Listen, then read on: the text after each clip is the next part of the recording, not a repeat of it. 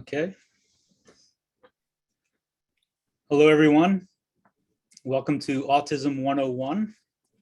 Today's event is sponsored by the Hock Tan and Lisa Yang Center for Autism Research at Harvard University.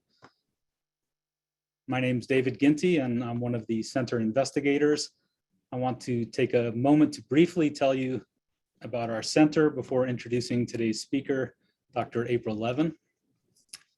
The goal of Harvard's Tan Yang Center for Autism Research is to understand the fundamental neurobiology underlying autism spectrum disorders. Our center's scientists seek to understand autism at the genetic, cellular, and circuit levels. Two main areas of focus are human genetics and neural development, and the intersection of sensory experience and social behaviors. The Tan Yang Center was launched in 2019 thanks to the generosity, vision, and passion of Lisa Yang and Hock Tan. I'm delighted to note that Lisa and Hock also initiated a sister center at MIT, and the Harvard and MIT centers are taking complementary approaches and working together to address some of the most outstanding questions in autism research. Now let's get started with our program for today, Autism 101. While our centers are focused on basic research, often done using model systems, of course, the goal is to understand autism from a human perspective. It's important for centers scientists to be aware of the clinical presentation of autism and the impact it has on individuals and families, and for us to think of ways to better bridge the gaps between basic neuroscience and medical practice. I'll note that we have a very large audience for today's presentation, and this audience includes parents, parent advocates, teachers from K through 12, clinicians and clinical staff, research staff, student, postdoc, and faculty scientists. So broad audience today, which we're thrilled about. So now I'll introduce today's speaker, Dr. April Levin. April is an assistant professor of neurology at Harvard Medical School. She is also an attending child neurologist at Boston Children's Hospital, and she is co-director of the Translational Neuroscience Center Clinical Neurophysiology Core, also at Boston Children's. April's subspecialty is in behavioral neurology and specifically autism spectrum disorders. April received her undergraduate degree in neuroscience from Brown University and her medical degree from Yale. She was a child neurology resident and chief resident at Boston Children's Hospital before joining the faculty. April is a physician scientist, and her research uses EEG-based measures of neural connectivity and sensory processing to understand neural developmental disorders across a wide range of patient populations, including children with idiopathic autism, children with neurogenetic disorders, and high-risk infant siblings. April's long-term goal is to provide precise, individualized, mechanistically based diagnoses and treatments for children with autism and related neurodevelopmental disorders. For her clinical work and her research, April has received a number of awards, including the Farley Award from Boston Children's Hospital and the Child Neurology Foundation Shields Research Award, to name just a few. So we're thrilled that April is here with us today to share her knowledge and experiences with autism. Okay, a note before we start that we'll have a question and answer period at the end of April's presentation. So please raise your hand and we'll call on you, or enter your questions into the chat and I will convey them to April. Okay, with that, take it away, April. All right. Thank you, David, and thank you to the Tan Yang Center for Autism Research for the invitation to speak today. I have no formal conflicts of interest, although as David said, I'll be presenting today both from the perspective of a clinician and from the perspective of a researcher. Goals for today. So we'll start off by talking about the clinical diagnosis of autism. We'll discuss the definition, its comorbidities, epidemiology, and then we'll describe current treatment goals and options for treatment. That'll take about the first 3/4 of the talk, and then we'll move into the landscape of what we know about the underlying biology and end with some unanswered questions and gaps in bridging the basic science with clinical practice. So to start off, the definition of autism is individuals who have difficulties with both social communication and restricted and repetitive behaviors. It's really the social communication piece clinically that differentiates autism from other neurodevelopmental disorders. So there are many disorders that are associated with restricted and repetitive behaviors. Those are necessary but not sufficient for an autism diagnosis. It's the social communication challenges that really are at the core of autism as it's currently diagnosed clinically. Alongside that, there are many comorbidities that come along with autism quite frequently. And many individuals with autism actually describe that over and above the autism itself, it's really the comorbidities that cause them the most challenges. And so we'll circle back in a little bit and discuss some of these in further detail, but they include things like epilepsy, difficulty sleeping, language disorders, attention problems, constipation, intellectual disability. From an epidemiological standpoint, autism is very common. So current measures are that it affects 1 in 44 children, which means if you go into any school or classroom, there are likely to be a number of children who have autism. The male to female ratio is 4:1. That's probably largely biologically based, although there's some thought also that the presenting features of autism may be a little bit different in males and females. The concordance rate for identical twins is 90%, which suggests a very strong genetic component.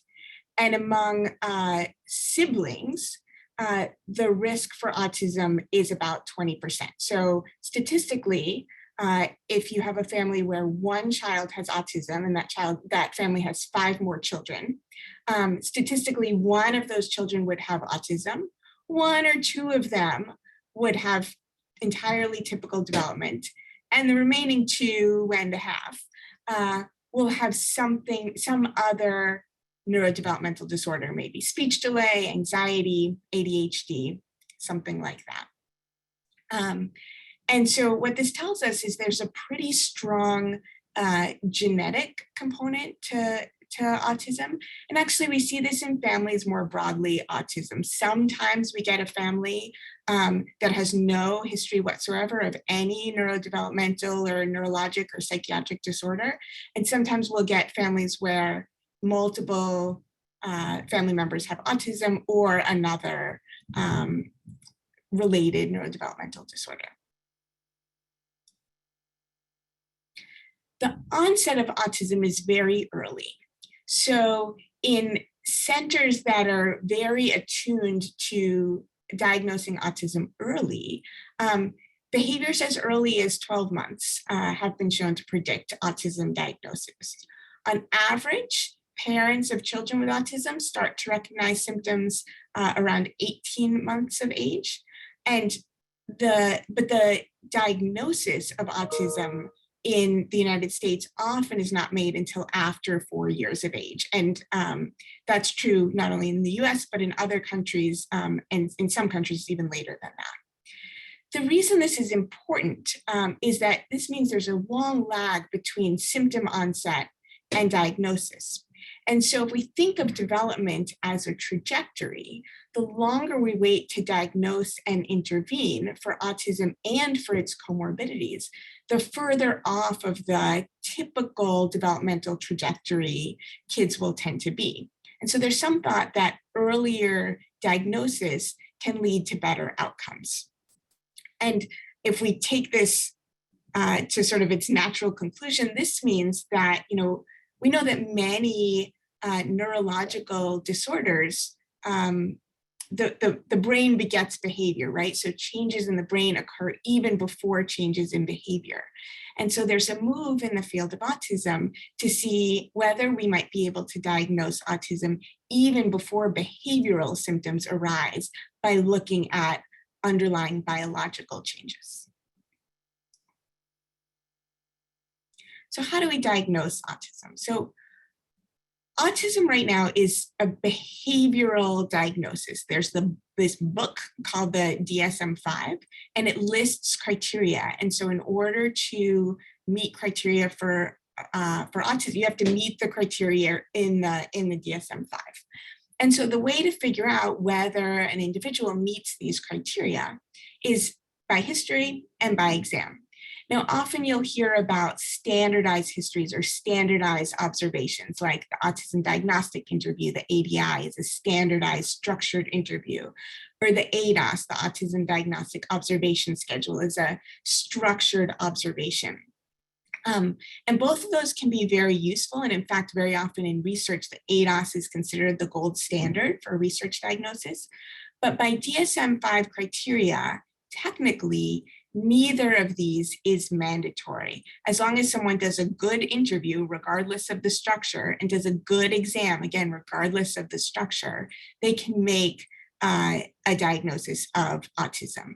And that's important because I think some researchers get confused about that, some families get confused about that, and some insurance companies get confused about that. I'll have insurance companies come back and say, well, but you didn't do an ADOS. And technically, an ADOS actually is not required to make a diagnosis. You just have to prove that an individual meets DSM criteria. So given that autism right now is behaviorally defined, that means that there are some things that are not diagnostic right now for autism. So a CAT scan, an MRI, an EEG, a blood test, a spinal tap. All of these may be useful in some individual children with autism, depending on the other symptoms that they show. But none of those right now are considered diagnostic. Now, there's research in many of these areas to use these methods to develop biomarkers of autism that may mark the underlying biology that we see. But right now, those are all in the research stage. So autism right now is defined behaviorally. And so if we dive in a little bit more to the DSM criteria, you have to have, like we said earlier, challenges with social communication, and then challenges with restricted and repetitive behavior. So this is word for word from the DSM-5. So in order to be diagnosed with challenges with social communication, you have to have difficulties in all three of these areas. So social emotional reciprocity, nonverbal communication, and developing and maintaining relationships. And I'll go into some of the types of questions we ask and the things we look for on exam to show whether an individual has challenges in these areas. And then the other half is the challenges with restricted and repetitive patterns of behavior. And so there are 4 areas that we identify for this, and individuals need to meet criteria in 2 of the 4 areas, again, to merit a diagnosis of autism. So these are stereotyped or repetitive behaviors, excessive adherence to routines, highly restricted or fixated interests, and then hyper and or hyporeactivity to sensory input. Also, autism is a developmental disorder, so the symptoms have to be present in early childhood. They may become more prominent as children get older, as the social demands increase, right? Because we expect a lot more socially from a teenager than we expect from a toddler. But the symptoms have to be there very early. If an adult shows up and didn't have these symptoms very early and presents with them later on, we want to look for other causes besides autism. And then importantly, the symptoms have to impair everyday functioning. It's not you can't diagnose a disorder if it's not causing any problems. So what kind of questions do we ask when a child comes in with concern for autism? So all of these questions, we're trying to get at an overall kind of gestalt of an individual's presentation. There's no single question that's diagnostic for autism. We want to know both about how an individual acts now and how they acted in the past. The questions are designed to get progressively more challenging. So for example, when we look at social emotional reciprocity, we start off with, did your baby have a responsive social smile? Did they play baby games like peekaboo? And then we get into progressively more and more challenging things. Did they answer when their name was called? Did they share enjoyment? And then for adults, we're looking more at least for those with functional language, can they engage in a back and forth conversation, or does it tend to have more of kind of a monologue type quality? Also, for all of these questions, we ask about how much training and effort went into learning these things. So in kids who have had really good behavioral therapies like ABA, they can learn to make near appropriate eye contact, and they can learn to point the way a typically developing child would. But they had to work a lot harder to get there. And on a day-to-day basis, what individuals with autism often describe is that they have to work a lot harder than their peers to continue to display these skills. A parent once described this to me as autism is like driving in the snow. With good training, you can get there, but it requires a lot more effort for these individuals. So for nonverbal communication, we ask about things like eye contact, understanding facial expressions, gestures like pointing, prosody. Does an individual speak with a sort of flat and kind of monotonic voice, or too sing-songy? And we ask about relationships. So how does an individual interact with peers? Are they interested? Some individuals will say they're very interested, but they just have trouble sustaining an interaction. It feels like the social rules come out of thin air. And some individuals will say, you know what, I am actually not that interested in having social interactions, or I'm interested, but only on certain terms. Like I prefer to do this on the computer rather than in person. And we ask about things like, how does an individual do at understanding jokes or sarcasm, or the complexities of friendly teasing versus bullying. Those things can be more challenging in autism. And then we move on to the other side, which is the restricted and repetitive behaviors. So we ask about repetitive movements like hand flapping, repetitive use of objects like lining things up, repetitive speech like echolalia, if you sort of feel like it sometimes feels like there's a parrot in the room. Insistence on sameness. Many individuals with autism will get very upset by a change in routine. They prefer to drive the same route to the store or eat the same foods, might get upset by a change even in brand or the labeling of a package. Overly strict adherence to rules. Restricted interests that can be very intense or unusual. I would say an interest in train schedules is very common, but over the years, I've heard all sorts of things. So for example, a 7-year-old who's very interested in Pokemon, that's, a typical interest. Now, if that is unusually intense and they can't talk about anything else, that might raise a red flag. But I had a patient once whose restricted interest was trash cans. And that patient couldn't go into a store that sold trash cans without purchasing one. And the reason the family eventually came to see me was because their entire living room was filled with trash cans that their child had insisted that they purchase, right? So there could be a wide range of these interests.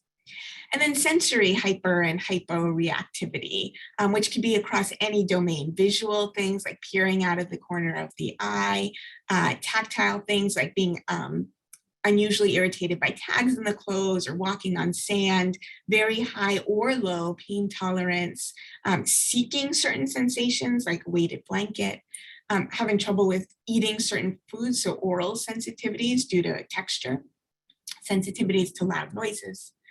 So we ask again about all of these questions.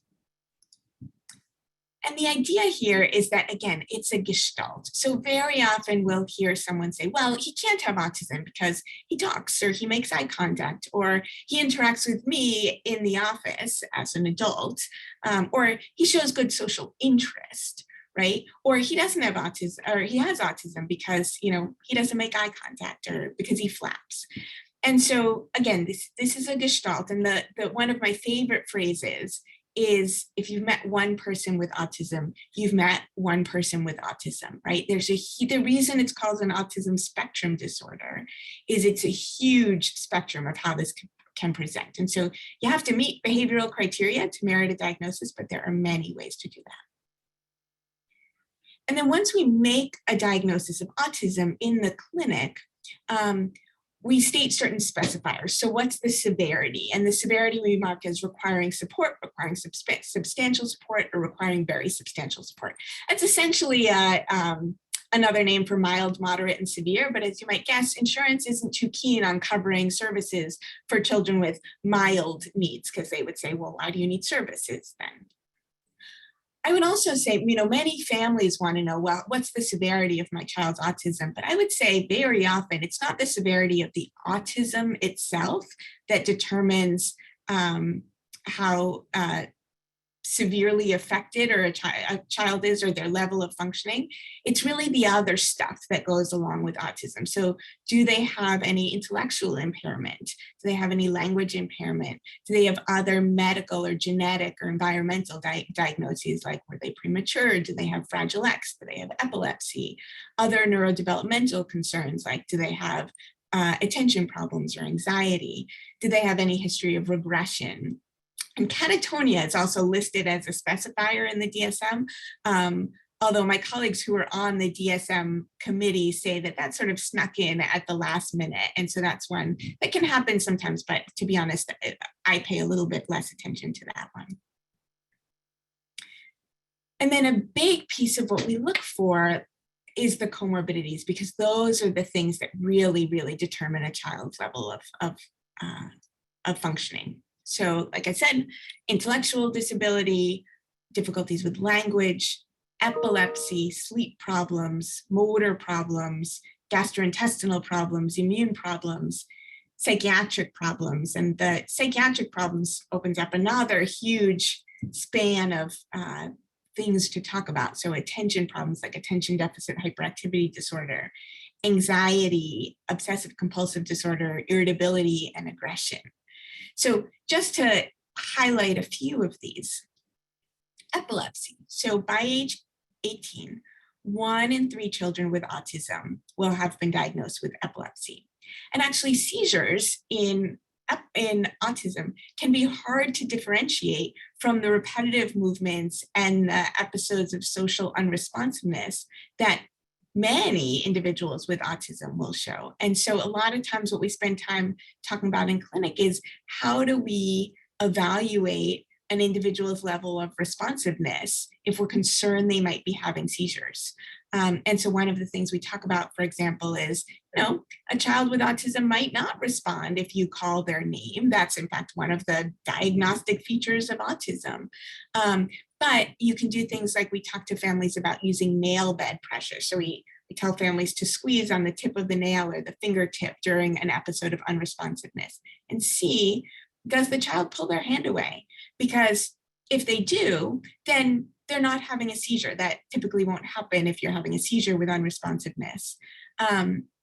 But if they seem to completely not notice that tactile input is happening, then we might be a little bit more concerned for a seizure. And again, for any of you who are parents or that sort of thing, it's fairly common after these talks that when we used to give them in person, there would be a line outside the door of families saying, my kid is having episodes of responsiveness all the time. And again, I would encourage you to talk to your physician, because like I said, the risk for epilepsy and autism is high, but also the risk for episodes of unresponsiveness for other reasons is very high also. And so we talk about obtaining EEGs sometimes, particularly when these episodes are happening very often. We can put an EEG on a child's head and figure out, we can try to capture some of these episodes. But some families ask, well, why don't we get an EEG for everybody with autism?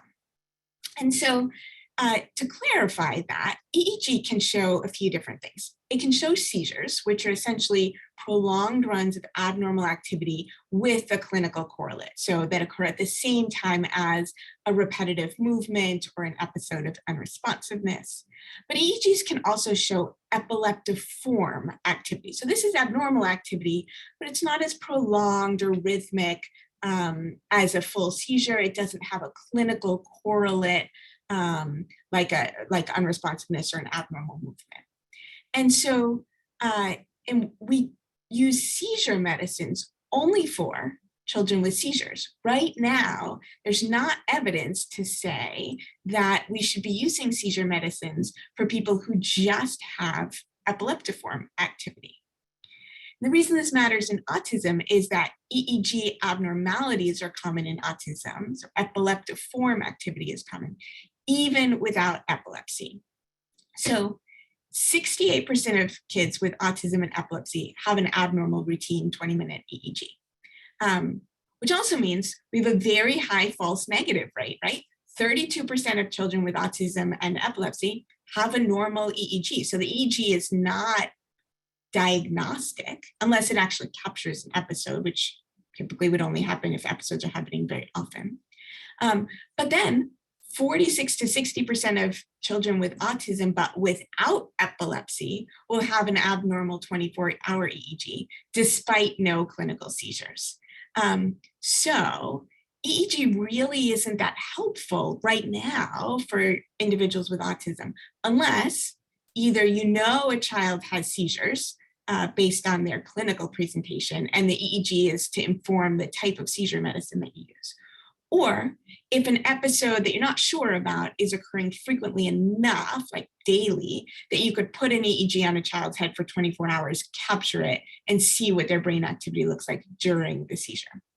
So there are lots of studies that are ongoing to develop biomarkers using EEG and other techniques, but those are all in the research world right now.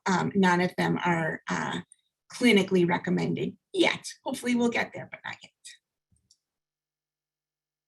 Regression is also very common. About a third of children with autism will have a regression at some point. Mean age is about 21 months.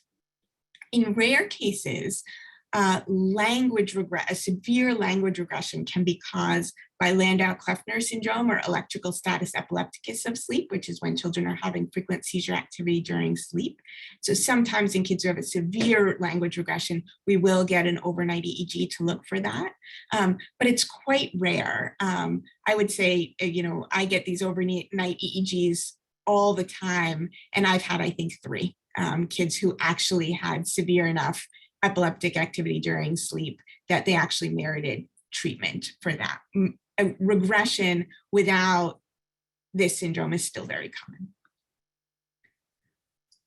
Sleep disturbance is also very common. 50 to 80% of individuals with autism have sleep difficulties. And there are all types of sleep difficulties that are associated with autism. So people may have trouble falling asleep. They may have trouble staying asleep. They may awaken early. Their sleep staging may be disrupted. They may be at increased risk for restless legs, or snoring. And the etiology of this is pretty diverse. There's some thought that people with autism may not be getting those same environmental cues that tell them when to go to sleep and when to wake up. They may get stuck on certain thoughts or sensations that make it hard to sleep. And there's biology that's directly tied to sleep, like abnormal melatonin production that may also be affected in sleep. Another comorbidity is motor challenges, and this can show up in many different ways: trouble with coordination, trouble with motor planning, trouble with repetitive behaviors. And the treatment for this is sort of equally diverse. So physical therapy can be helpful in some cases. For example, many kids with autism have toe walking. And if that's excessive, their heel cords can get very tight and it can get uncomfortable. And so ankle braces can be helpful. Or physical therapy just to practice coordination and motor planning can be helpful. Occupational therapy can be helpful for fine motor skills or for practicing the interaction between sensory and motor activity like proprioception. There is also behavioral therapy for stereotypies and repetitive behaviors, but we approach that pretty cautiously because many individuals with autism who can tell us about their repetitive behaviors or their stimming tell us that it's actually calming. And so we can use behavioral therapies for stereotypies that are getting in the way. For example, I had a patient whose repetitive behavior was putting his hands in his pants, which is not socially appropriate, right? So we want to replace that one. But for an individual who has some hand flapping, either they can just keep doing it because they find it calming, or if it's bothersome to them, we can teach them appropriate time and place. So they can sort of have a quiet space to go to sort of get that out of their system from time to time if they need that. Gastrointestinal disturbance is also common, so constipation, food selectivity, and it's more common in autism even than in other types of developmental delay. And this suggests that autism, there's more and more data to suggest that autism is not only in the brain, but affecting the peripheral nervous system and the rest of the body. And I think the GI disturbance speaks to that. So given all of the symptoms that autism presents with, the comorbidities that it presents with, let's talk a little bit about management. So before we launch into management, I'm going to pause for a second and think about what is the goal of managing autism? Because there are different perspectives on this. So one perspective is from the neurodiversity movement. And some of you may have seen this book, Neurotribes by Steve Silverman. And there's this really nice quote in here that says, the notion that conditions like autism, dyslexia, and attention deficit disorder should be regarded as naturally occurring cognitive variations with distinctive strengths that have contributed to the evolution of technology and culture, rather than mere checklists of deficits and dysfunctions, right? So this suggests autism is a way or group of ways that the brain and nervous system works. And there's no inherent judgment in that. The autistic brain, like all brains, comes with its own set of strengths and challenges. And the world needs all kinds of brains, not just neurotypical brains. And so from a neurodiversity standpoint, the goal isn't to treat autism per se, it's to treat the associated comorbidities that diminish quality of life, like the sensory sensitivities or maybe the anxiety, things like that. On the other hand, just in January of this year, the Lancet Commission came out with a statement on this idea of profound autism. And they have a nice quote in their statement that says, not all autistic people and stakeholders identify with the neurodiversity movement. Controversy exists about how those with the highest support needs, those with substantial intellectual disabilities and limited functional communication, and who are unable to advocate for themselves, this is the definition of profound autism, are represented by a non-medical model. So in other words, a self-advocate who can tell us how they feel might have very different treatment goals from an individual with profound autism who can't communicate meaningfully. And so if we take these two perspectives into account, there are a few things to think about in terms of management. So first of all, there are no therapies that are specific for autism. Most of the treatments are geared towards the comorbidities. Management needs to be individualized to each child, and the overall goal is to improve quality of life. So right now, just like autism is a behavioral diagnosis, it's diagnosed based on phenotype, the cornerstone of autism treatment is behavior therapy. And in a nutshell, behavioral therapy is look for an antecedent, it's the ABCs, and look for the antecedent, what comes before the behavior. look for the behavior itself, and then the consequence. So what happens as a result of the behavior? Take a whole bunch of data on that, make a strategy, and adjust the strategy. And there are lots of different kinds of behavior therapies. You may have heard of applied behavioral analysis, ABA, but there are lots of others. And so an example of how this would work is, so I had a patient who, whose behavioral concern was headbanging. So whenever he was in a loud environment, like the cafeteria at school, he would develop this very severe headbanging.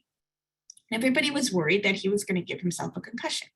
So they got him a helmet. And so every time he started headbanging, his teachers would rush in and put the helmet on his head.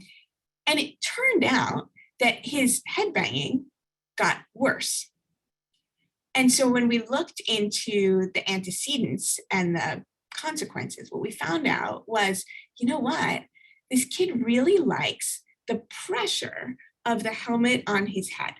So he's actually getting inadvertently a reward for headbanging. So he gets stressed out from the loud environment of the cafeteria. He bangs his head and they come in and they put head pressure on him and he feels better. So, he keeps headbanging all the time to get the helmet on. So our intervention was, first of all, the cafeteria is too loud. Let's get him set up in a lunch bunch with a quieter group at school that's socially facilitated. Let's give him a picture on his picture board where he can request some quiet time if he's getting overwhelming, rather than having to bang his head and then get pulled out. And he can wear his helmet all the time. He doesn't have to headbang to get his helmet. If he likes that sensory input, he can wear the helmet all the time. And so the headbanging improved with that. So that's an example of how behavioral therapy works. But behavioral therapy is a little bit of a misnomer because it's not just for behavior. So behavior therapy can be used to improve language, social skills, adaptive skills like toilet training, cooking, academic skills.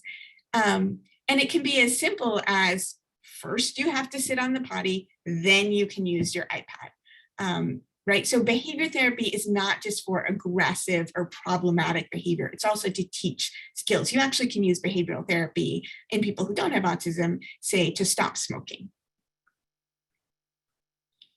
So social supports are another cornerstone of therapy for autism, and that can include things like we mentioned the lunch bunch earlier, which is a facilitated social interaction at school, monitoring for and addressing bullying, social skills groups, and finding opportunities for individuals with autism to get involved in their community and for their community to learn about them as well. It's important to keep in mind that a lack of social skills is not the same as a lack of social interest. So, like we said earlier, this is a spectrum, and some people describe that they're actually very interested in having social interactions. The strategies for that seem to be more challenging. So what do we do when a child comes into clinic and we make a new diagnosis of autism? So I'm going to walk you through a few of the steps here, and then we'll launch into a discussion about the current state of the research. So first thing is a really good physical exam. Like we said, lots of comorbidities. We want to look for signs of genetic disorders, signs of constipation, signs of motor problems like tight heel cords that may require further intervention. We look for common comorbidities, the psychiatric ones. We get formal cognitive and language testing. We look for problems with restricted feeding that may impact nutrition, problems with sleep or seizures or gastrointestinal problems that may need further treatment. Standard of care clinically for children with autism right now includes genetic testing. Most insurances are covering a Fragile X and a chromosomal microarray. There's a move in the field toward encouraging whole exome sequencing, but it really depends on insurance. Some insurances cover that right now, some don't, so we're not always able to get it. And then we do more targeted genetic testing depending on the other symptoms that a child presents with. So for example, if they have a large head, we may get testing for a P10 mutation.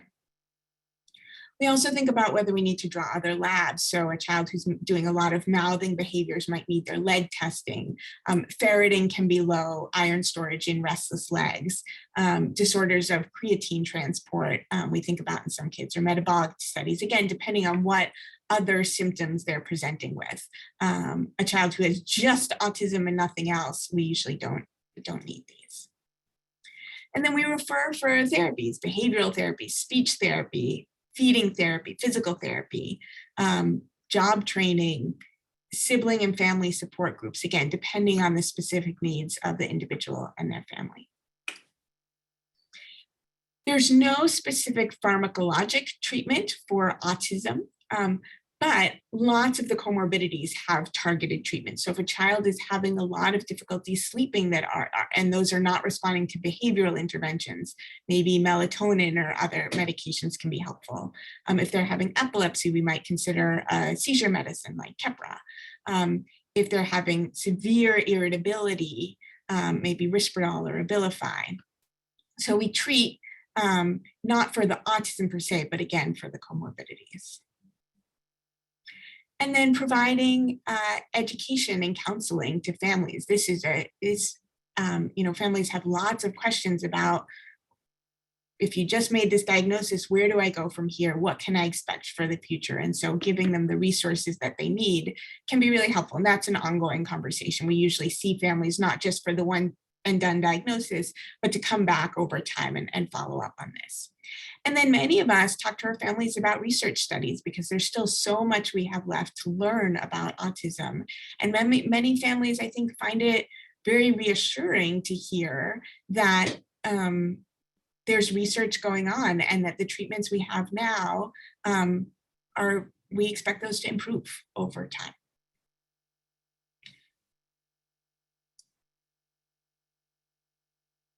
So that's the clinical piece. Let's shift gears for a few minutes and talk about the underlying biology. So this is a huge topic, and there's no way I can do it full justice, but I'll try and get to some of the overarching themes, I think, of the status of the research on autism right now. Sarah Spence made this slide, I think about 15 or 20 years ago now, and she kept adding to it as we discovered more genetic disorders that were associated with autism. And then we gave up because there are so many genetic disorders now that are associated with autism. We couldn't list them all on one slide and maintain sort of PowerPoint etiquette with you actually being able to see the list. Many genetic disorders increase the risk for autism.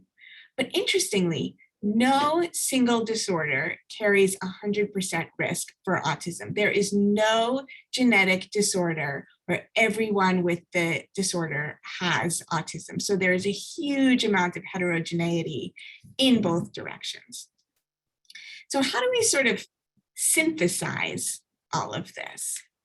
So one early idea was that autism was a disorder of balance, and people proposed different theories about the imbalances that were happening or the altered balances that were happening in autism.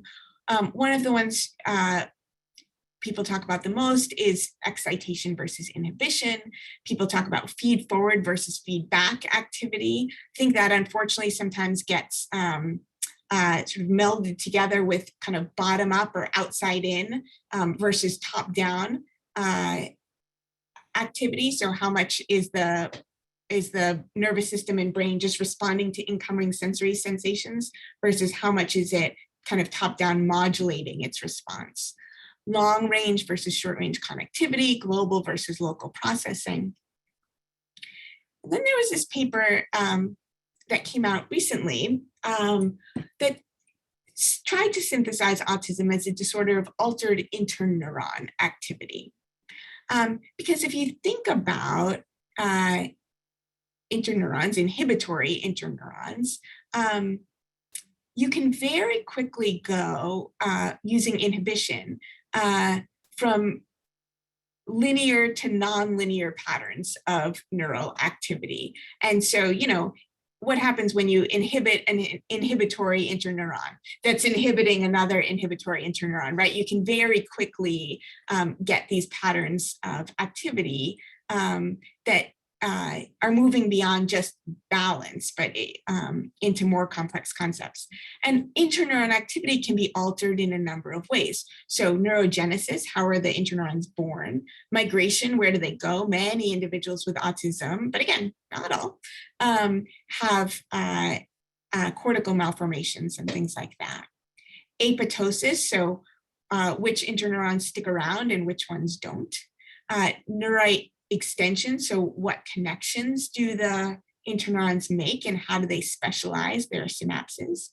There was a nice paper that was actually about 10 years old now in Nature by Irina Voineagu, looking at transcriptomic analysis and suggesting that both synaptic and neuronal signaling are altered. Many of the genes associated with autism have something to do with synaptic and neuronal signaling.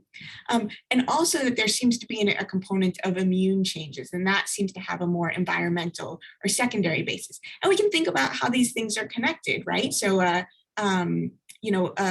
a synapse that's not used very often because the signaling is altered may be more likely to be broken down by immune mechanisms, for example. So then you get the computational neuroscientists weighing in, and they get to these more kind of complex theoretical frameworks of autism. So if we use sensory processing as an example, autism is a disorder of these pretty striking contradictions and dichotomies. You have a disorder where the same individual in the same modality can have sensory hyper and hyposensitivity. Or how is it that the exact same gene, too much or too little of it, can increase the risk for autism? And so based on this, people have generated theoretical frameworks saying that autism is a disorder, say, of impaired prediction, or the statisticians say, well, it's an alteration of Bayesian priors, or the homeostasis is altered. All of this kind of gets at this idea that it's not just an imbalance, but the way that the brain is modulating and auto-regulating its own activity seems to be altered somehow. So how do we bridge all of this? How do we bridge the genetics to the clinical practice? And so I want to use biomarker development kind of as a case study here. Because biomarker development in autism it's a hot topic in the field, and the reason is that it allows us to move from phenotype-based diagnosis, which is what we do now in the clinic, to biology-based diagnosis.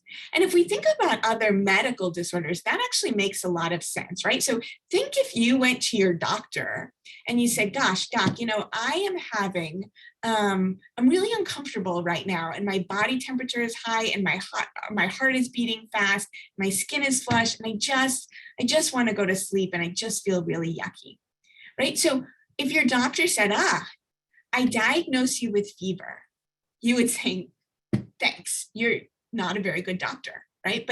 But that's the clinical description of what you have. And that's what we're doing in autism right now, right? We're diagnosing based on clinical presentation. What you really want to know when you go to the doctor with a fever is not, do I have fever? Although that's helpful to know because, hey, Tylenol could be helpful to treat the symptom.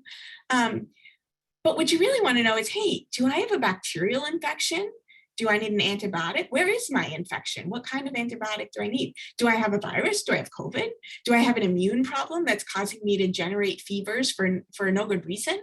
And so that's really where we want to get in autism. And that's where the biomarker field is trying to head.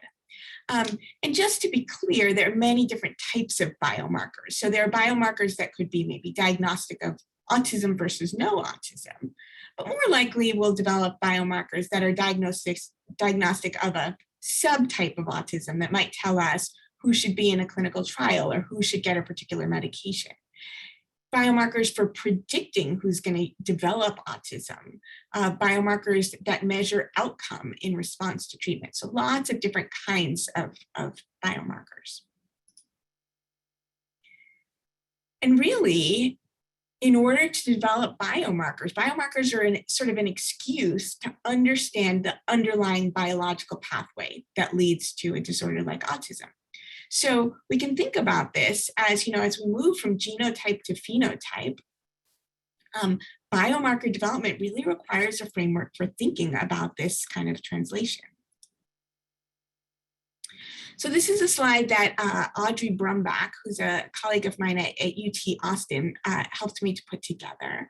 And here on the spectrum from genotype to phenotype, we can think of all the aspects of cell structure and cell function, circuit structure and circuit function that can be impacted. And you'll see many things on here that are thought to be affected in autism. And so when we think about this spectrum,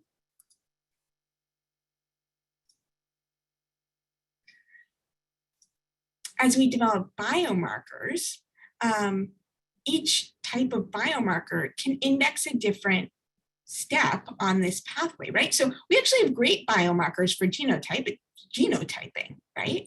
And eye tracking, looking what is somebody looking at, is actually not a bad biomarker for phenotype. But many of the biomarkers that we're developing, like in the field of EEG and MRI, depending on the exact analysis you do, fall somewhere in the middle. They're indexing some aspect of cell or circuit structure or function. And the reason this matters, because many of our treatments fall on one end or the other of the spectrum, right? So gene therapy is a great therapy for genotype, but as we said, given how much heterogeneity there is, it's not going to be a great treatment for all phenotypes.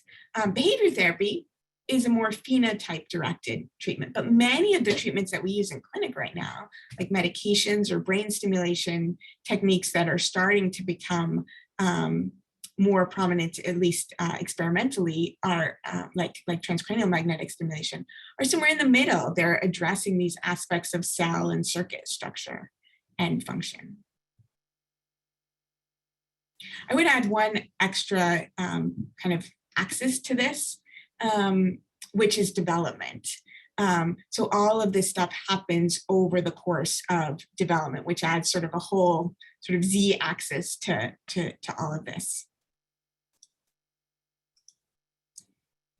And so, it's a little bit ironic, I think, that autism is considered a disorder of social communication when autism as a field actually does a great job of bringing together such diverse fields. We need all kinds of brains to figure this out. We need clinicians in neurology and developmental medicine and psychiatry and psychology and genetics. We need engineers and mathematicians and signal processors.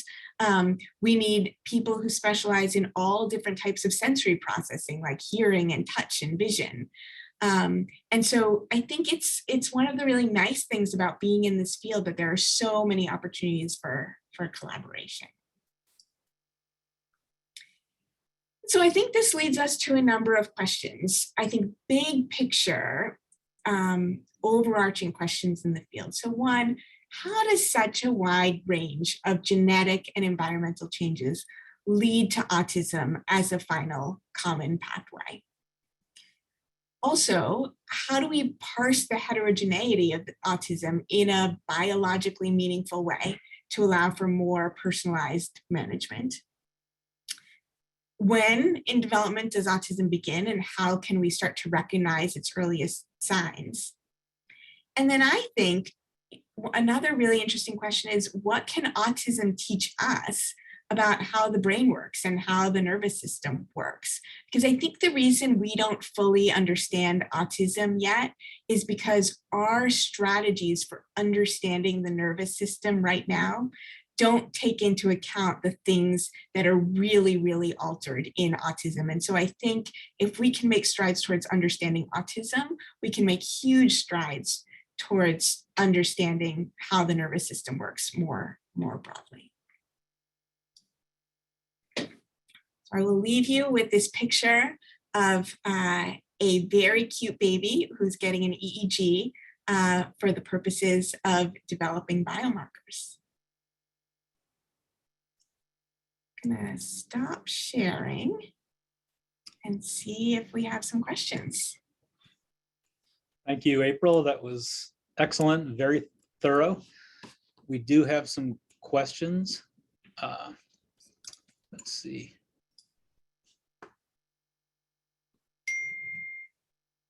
I'll just read some to you. Sure. Why do we think of autism as a unified disorder rather than a group of many disorders? That's a great question. So, you know, historically, before the DSM-5, autism was a group of disorders. We separated it into PDD, pervasive developmental disorder, and Asperger's and things like that. And it turned out that we didn't, if you looked across institutions, we actually did a very poor job of making those distinctions in meaningful ways. I think it probably is a group, it is a group of many disorders, but they all do lead to this final common pathway of difficulties with social communication and difficulties with restricted and repetitive behaviors. So I think we need to understand both. We need to understand how do all of these different disorders lead to this similar pattern of behaviors, but also I think to get better, more personalized treatments, we also need to understand autism as a group of different disorders. You mentioned that it's informative to know about the effort level required to develop social skills. How do we measure effort level? Is it just the time needed to master a skill, or is this some other metric? Well, so this is pretty subjective, right? But, you know, autism in most cases is a lifelong diagnosis. So even if an individual has, quote, mastered a skill, what they tell us still, if they can tell us, is that they're still having to work, it seems like they're still having to work much harder than their peers. So for a neurotypical individual, nobody ever teaches them to make eye contact, just sort of happens. Individuals with autism will describe that every day they have the voice in their head that comes from their early behavior therapies saying, look me in the eye, right? So that's sort of the effort level. And in fact, very often what we'll see, and this is actually more common in girls, although it can happen in anyone, is this idea of camouflaging. So people will be able to, in certain situations, hide their autism symptoms. But what they describe is that it's exhausting. They're having to work so hard to do that, that they're tired. And in children, sometimes that will present as a kid where the school says, you know, I'm not seeing it. I think they look great. And the kid's just coming home and completely melting down because they're just so tired from working so hard. So that's how we measure the effort. You brought up the gender differences. A number of people had written in prior to your presentation to ask about gender differences in how autism presents. Can you comment on that? Sorry, can you say that one again? You brought up gender differences, and a number of folks had written in prior to your presentation asking about gender differences and how autism presents itself. Can you comment on that? Yes. So in terms of the presentation, there are a few different things that we know. So like I said, you know, it's diagnosed much more often in males than females. There's some thought that some of that is because the females are camouflaging more than the males. And so we're missing females with autism. That's probably some of it.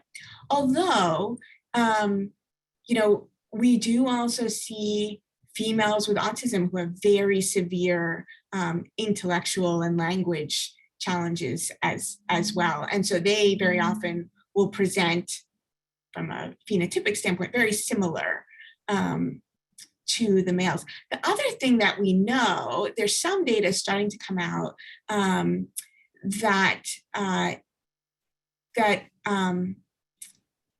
individuals with autism are a little bit more likely than neurotypical individuals to have to either be transgender or have other sort of gender or sexual kind of dysphoria from what's kind of traditionally expected. And that kind of goes both ways. Also, if you walk into like our GEMS clinic at Children's, there are more children there with autism than if you walk into another clinic. So there's something there, and this is why the NIH has such a focus on sex as a biological variable, is that there's something biological about this difference too, over and above just the differences, sort of the cultural differences in how we expect males and females to act. Here's a question about treatment. Is there any news on the treatment front? Are there any ongoing clinical trials that look promising to you? Yeah, so there are a number of ongoing clinical trials. I would say they come from sort of two different spaces. So many of the most promising treatments right now in the research world are coming from known genetic disorders that increase the risk for autism, and trying to find either treatments for the gene itself, right, like a targeted gene therapy, or treatments for groups of genetic disorders that are associated with one another. So for example, tuberous sclerosis and Phelan-McDermott syndrome and P10 mutations are all affect the mTOR pathway. So could we potentially use similar mTOR inhibitors in all of those types of disorders?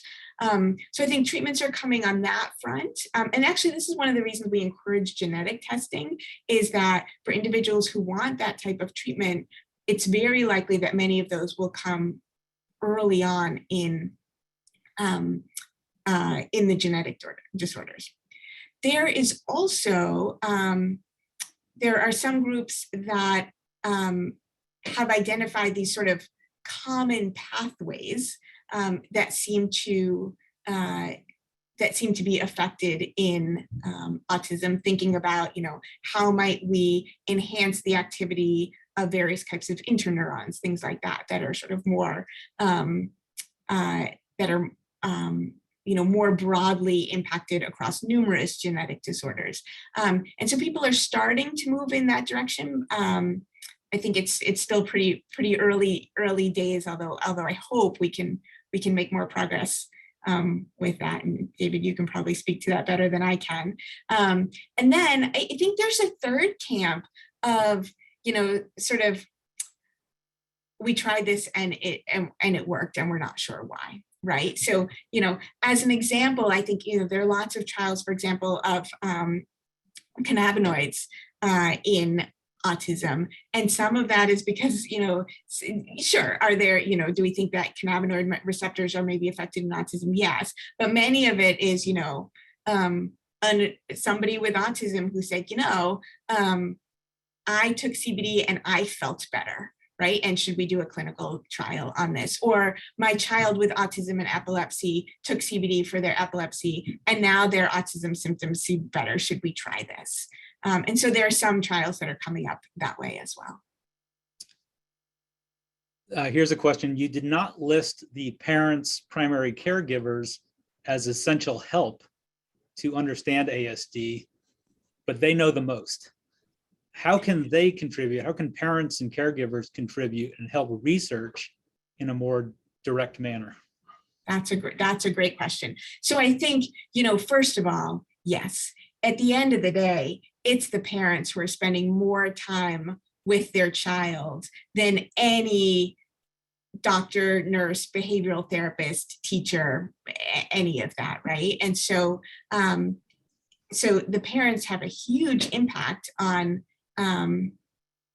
a child's outcome. At the same time, if a child doesn't do well, that doesn't mean that it's because the parents didn't do a good job. I think there are many parents out there who do their absolute best, and there's a lot of biology that they're having to address.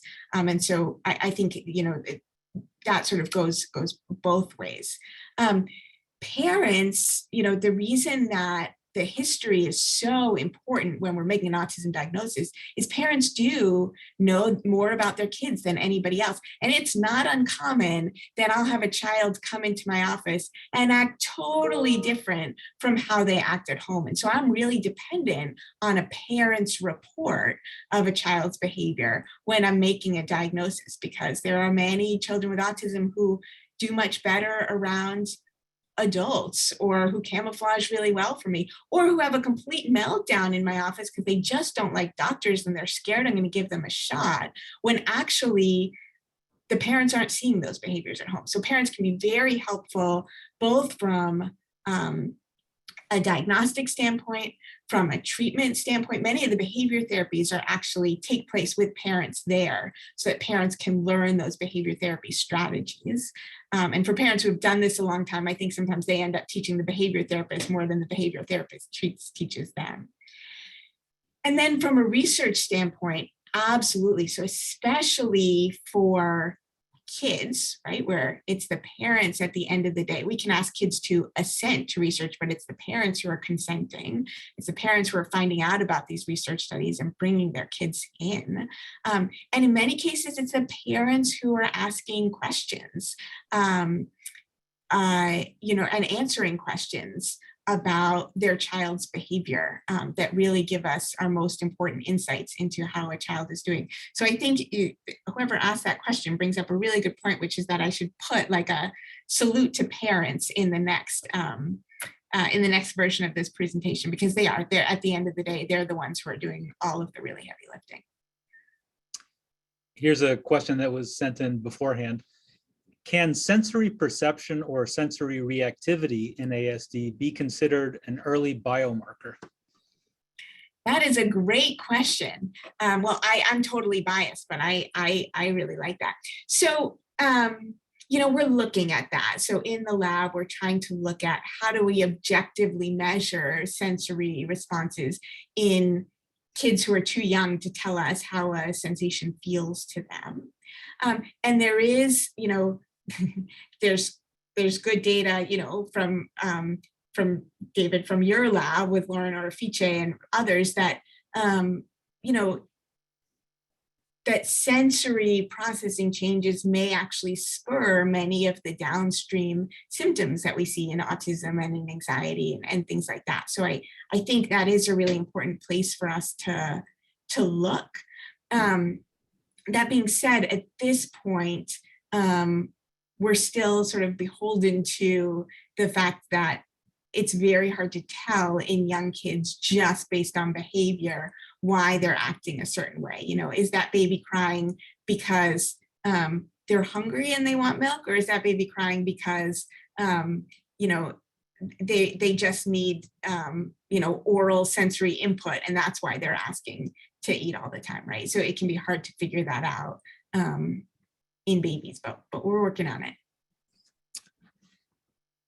Causes of autism often mention genetics, but also environmental factors. What are those factors, and how do we distinguish external factors from misinformation, such as anti-vaccine movements? That's a great question. And there has, there's a whole book called Autism's False Prophets, right, of all of the things that have gone wrong in trying to understand the causes of autism. I think one of the biggest challenges is recognizing the difference between correlation and causation, right? Where did this vaccine issue come from? It came from the fact that, regression on average occurs around 18 months of age. And guess what else happens at 18 months of age? Kids get their MMR vaccine, right? And so it's very easy for people to say, well, it must have been the vaccine that caused this. versus just, you know what, they both happened at the same time, right? And I think that's true across many of these things. You know, I think people are trying to figure out, there's been some talk lately about, you know, maternal medication use, for example. And, you know, well, what if a mom takes an SSRI during pregnancy? Could that increase the risk for autism? Well, but also, you know, if a family member has anxiety, that just by virtue of the underlying genetics also increases the risk that a child has autism.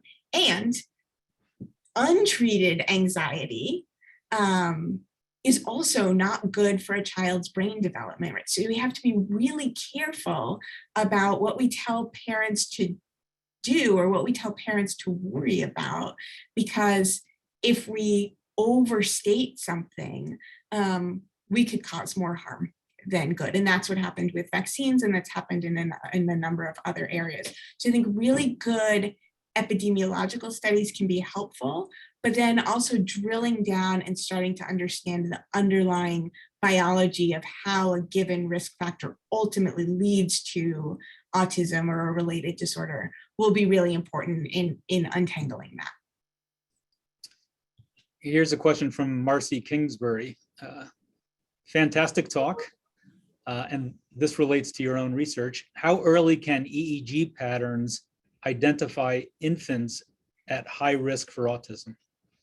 This is a good question. You know, since this is my research, I should know the answer to this, right? But as they say, you know, if we knew what we were doing, they wouldn't call it research, right? So there is data to suggest that very, very early EEG, so this has been looked at as young as 3 months, very early EEG findings may help to predict risk for autism. But none of this is a slam dunk 100% kind of thing where we feel like the sensitivity and specificity is high enough that we can make a clinical decision based on that. It's just, you know, we see EEG findings right now that move us a little bit towards less likely or a little bit towards more likely. But right now, you know, asking someone, do you have an older sibling with autism, is actually much more predictive of their risk of autism than really any EEG measure.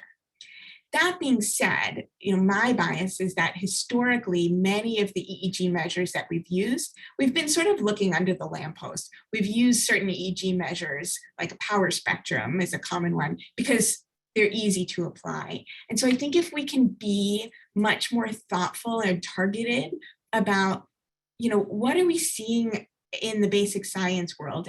How might that translate into circuit level differences in autism, and how could we measure those using EEG? Our chances of finding any biomarker, but also a predictive biomarker, go way, way up. And so that's what we're trying to do, you know, in my lab and in others, is trying to identify really biologically based and sort of mechanistically driven measures of EEG and measures of sensory processing that we think have a much higher likelihood of turning into a useful biomarker. I think this next question is also interesting.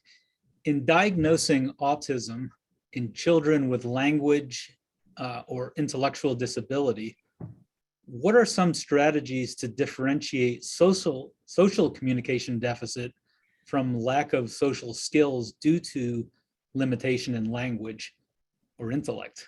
That's a great question. And I actually had a slide on this. I wish I hadn't taken it out. But so basically, to make a diagnosis of autism in an individual with cognitive or language challenges, their social skills, their social communication has to be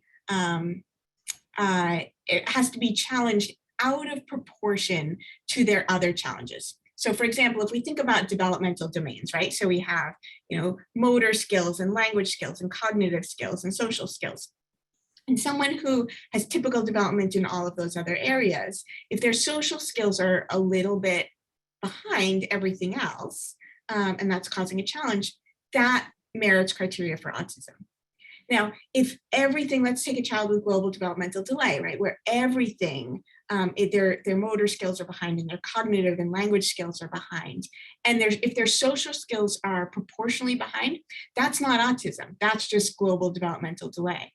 Now, if you take one of those children and their social skills are even more delayed out of proportion to those other things, then we would make a diagnosis of both, say, global developmental delay and autism. So it's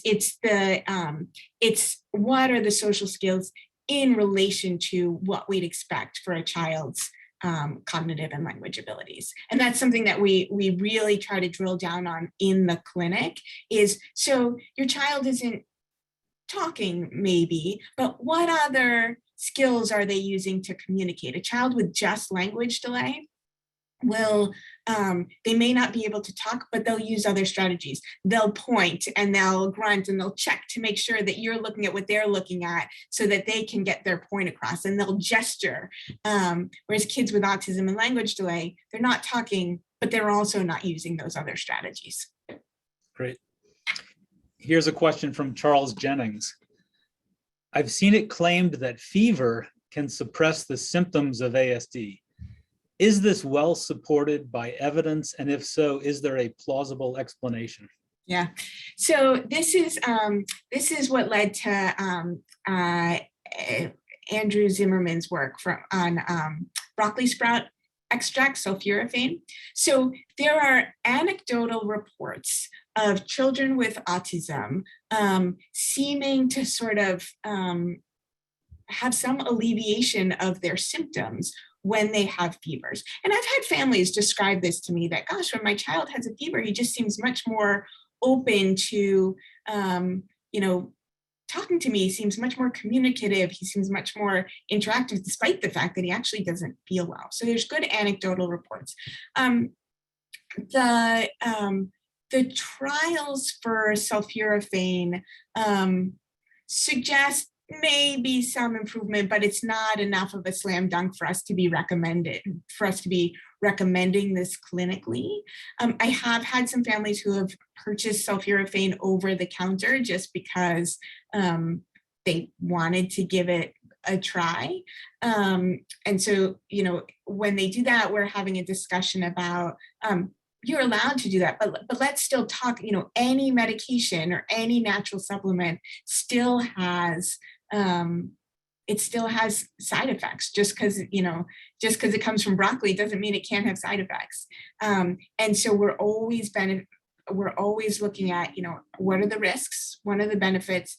How much data do we have? And thinking about, if we're going to try this in something that's not, well proven with data, we have to, you as a parent have to accept that you're essentially doing a small experiment on your child. And that may be okay if the risks are low and the potential benefits are high, but I think it's important for families to understand that when we're trying some of these treatments that aren't yet backed with enough evidence for us to say definitively whether or not they work. Here's another question about sensory abnormalities.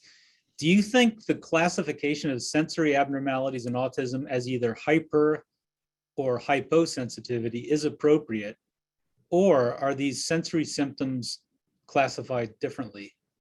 Is it possible that they all arise from an initial hypersensitivity, which then leads to withdrawal from the stimuli to protect oneself?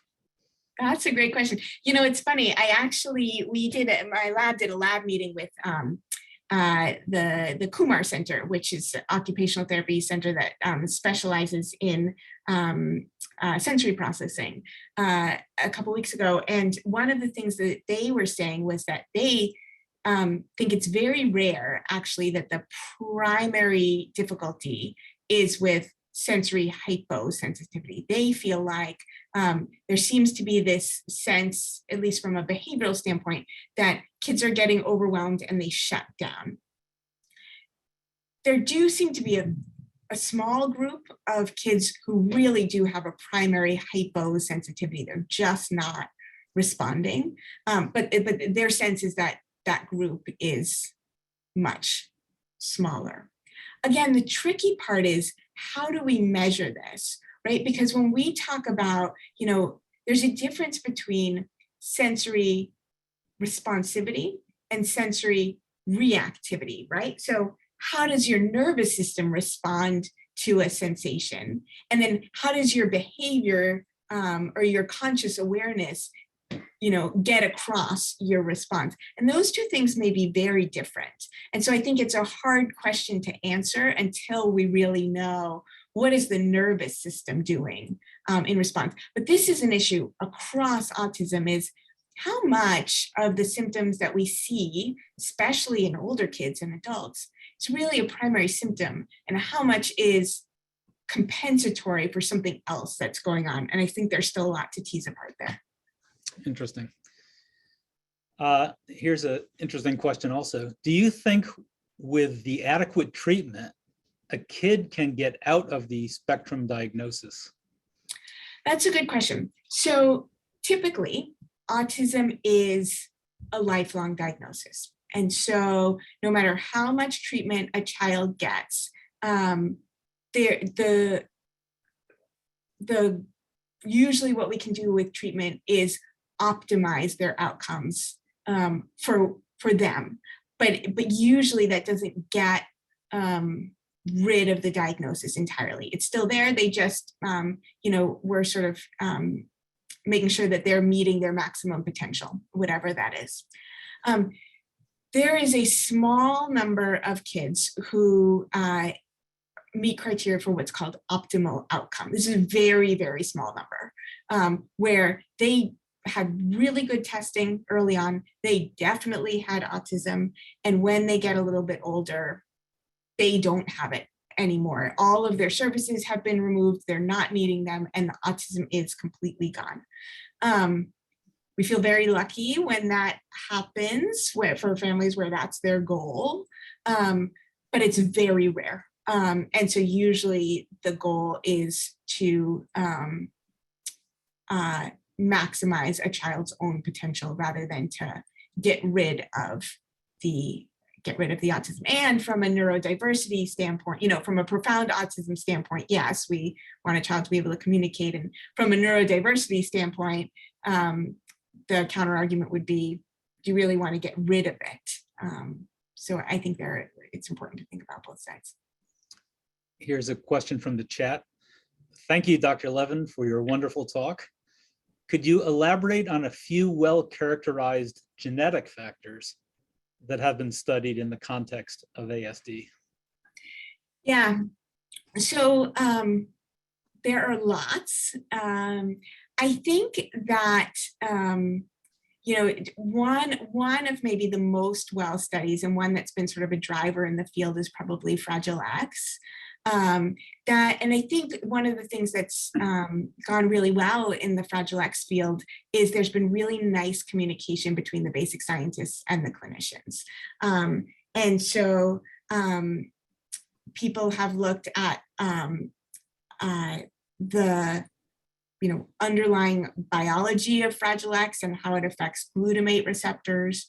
That has led to really good neurophysiologic studies, both in animals and in humans, of some of the symptoms that we often see in Fragile X, like auditory hypersensitivity. And that has led to options for, biologically driven treatments like arbaclofen. Now, arbaclofen, which was the medication that was sort of pushed forward by Seaside Therapeutics, failed in initial trials. But the reasons that it's failed, I think, are actually very instructive for future studies. So there were big issues like we didn't know how to measure outcomes really well. Families, we were essentially, asking families about behavior. And, this was very impacted by placebo effects and by other things that were happening in a child's life. We didn't have a good biological measure of improvement. This is where the biomarkers issue comes in. Also, there were issues like, families really wanted this to work, which is completely understandable. And they would go on Facebook and tell each other how you had to answer the questionnaire to be accepted into the study. And so we weren't stratified correctly. And so I think there are a lot of lessons from Fragile X in how we should do this moving forward. And I think there's still a lot of opportunities for developing treatments in Fragile X. But